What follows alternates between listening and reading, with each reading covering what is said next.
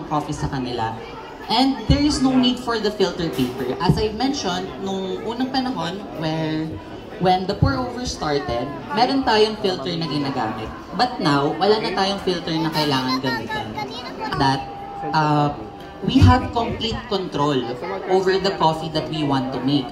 Unlike sa mga coffee machine that we need to set a particular setting, sa dalawang to, we have complete control over the temperature or the proportions that we use for the coffee and the water. Coffee beans.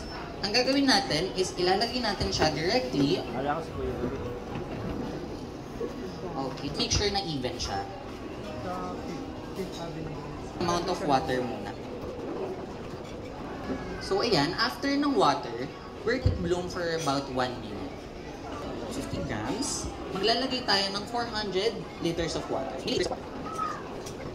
After nun, ilalagay na po natin yung water. Dapat ganito po yung magiging itsura niya.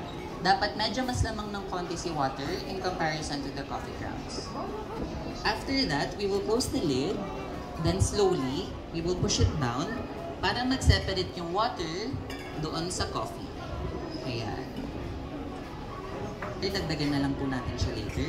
So as you can see, maganda yung color ng coffee natin. Wala masyadong filtration na nangyari. So, sa cone shape, fine grounds naman po dito.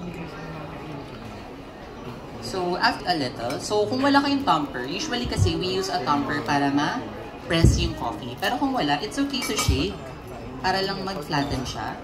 And then, mag-a-add tayo ng konting water just like what we did to the French press.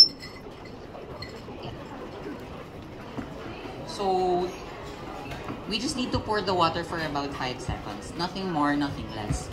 Unlike sa coffee press na kailangan natin dagdagan yung water, okay na po siya as is. Kasi, yung brewing process niya is magdi-drip siya through time. Hindi po siya magdi-drip dito sa pinakadulo, but dito po sa side niya. Dito po siya nagdi-drip. So, just leave it on for about a few. So, that's how we use a French press and a pour over. Napakadali po, di ba? And wala tayong ginamit na electricity. So, it's very